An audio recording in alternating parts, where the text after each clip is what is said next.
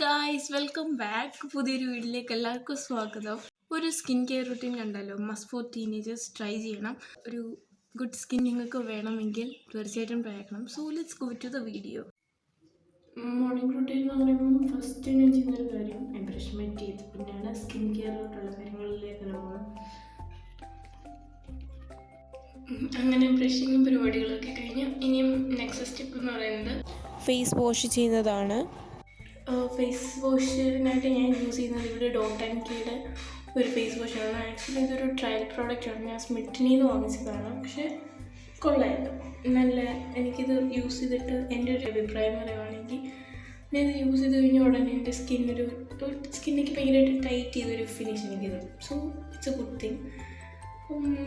ഇത് തീർന്നു കഴിഞ്ഞാൽ എന്തായാലും എൻ്റെ ഒരു ബിഗ് സൈസ് ഞാൻ മേടിക്കുന്നതായിരിക്കും. സോ ഞാൻ ചെയ്തിട്ട് ഫേസ് ക്ലെൻസ് ചെയ്തതിന് ശേഷം നമ്മൾ മെയിനായിട്ട് ചെയ്യേണ്ടിരുന്ന സ്റ്റെപ്പ് എന്ന് പറയുന്നത്, സ്കിൻ കെയർ ചെയ്യുന്നതിന് മെയിനായിട്ട് ചെയ്യേണ്ട ഒരു സംഭവം ഫേസ് വൈപ്പ് ഔട്ട് ചെയ്യുക എന്ന് പറയുന്നത്. ഫേസൊക്കെ വൈപ്പ് ഔട്ട് ചെയ്ത് കഴിഞ്ഞതിന് ശേഷം സ്കിൻ കെയർ മേക്കപ്പ് ഒക്കെ ചെയ്യുമ്പോഴും നമ്മൾ ശ്രദ്ധിക്കേണ്ട ഒരു കാര്യം, നമ്മുടെ ഐബ്രോസ് എപ്പോഴും നല്ല വൃത്തിയോടെ നിൽക്കുക എന്നുള്ളതാണ്. നല്ല ചീവി നല്ല ഷേപ്പാക്കി വെക്കുക എന്നുള്ളതാണ്.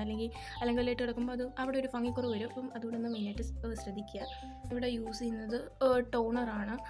ടോണർ ഒരു മെയിൻ സ്റ്റെപ്പാണ്. അപ്പം ലൈക്ക് 2-3 ഡ്രോപ്സ് നമുക്ക് ഇവിടെയൊക്കെ ജസ്റ്റ് ഇട്ട് കൊടുത്തിട്ട് ഇങ്ങനെ ജസ്റ്റ് ടാപ്പ് ചെയ്ത് കൊടുത്താൽ മതി. ഇങ്ങനെ വരച്ചെന്ന് തേക്കൊന്നും ചെയ്യില്ലേ, ജസ്റ്റ് ടാപ്പ് ചെയ്ത് കൊടുത്താൽ മതി. അത് തന്നെ ധാരാളമാണ്.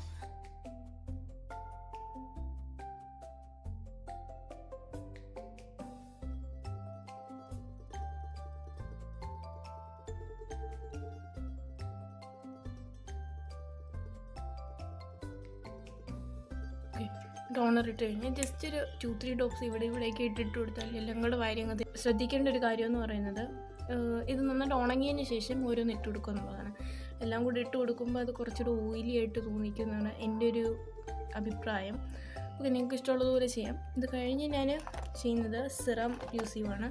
ഞാനിവിടെ യൂസ് ചെയ്യുന്നത് മാമാ-എർത്തിൻ്റെ സിറമാണ്. ഇത് ഞാൻ ഒരു 1 month കണ്ടിന്യൂസ് ആയിട്ട് യൂസ് ചെയ്യുന്നുണ്ട്.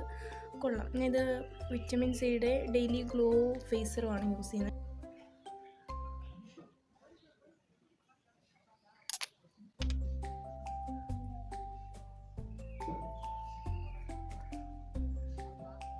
മാക്സിമം നമ്മൾ ചെയ്യുമ്പോൾ സർക്കുലർ മോഷനിൽ തന്നെ ചെയ്യാൻ ശ്രമിക്കുക.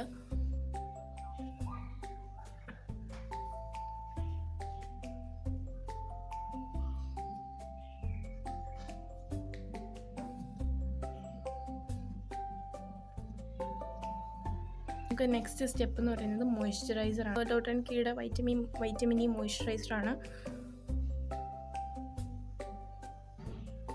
അത് നമുക്കിവിടെ ജസ്റ്റ് കുറച്ച് മതി. ഇത് ഈസി ബ്ലെൻഡബിളാണ്, അതുകൊണ്ട് കുറച്ച് ജസ്റ്റ് എല്ലായിടത്തും കവർ ചെയ്യുന്നിട്ടേക്കും. നമ്മുടെ വീട്ടിലേക്ക് ഇരിക്കുമ്പോൾ സൺസ്ക്രീൻ്റെ ആവശ്യമുള്ളതായിട്ട് എനിക്ക് തോന്നിയിട്ടില്ല. അതുകൊണ്ട് ഞാൻ പുറത്ത് പർപ്പസ്ലി എവിടെയെങ്കിലും പോവുകയാണെങ്കിൽ മാത്രമേ ഞാൻ സൺസ്ക്രീൻ യൂസ് ചെയ്യത്തുള്ളൂ.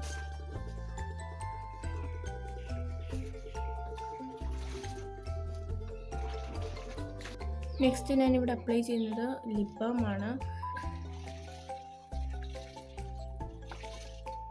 അങ്ങനെ നമ്മുടെ സ്കിൻ കെയർ എല്ലാം കഴിഞ്ഞു. അപ്പം എനിക്ക് ടീനേജേഴ്സിനോട് പറയാനുള്ളത്, സ്കിൻ കെയർ ഇപ്പോഴേ ചെയ്ത് തുടങ്ങുക.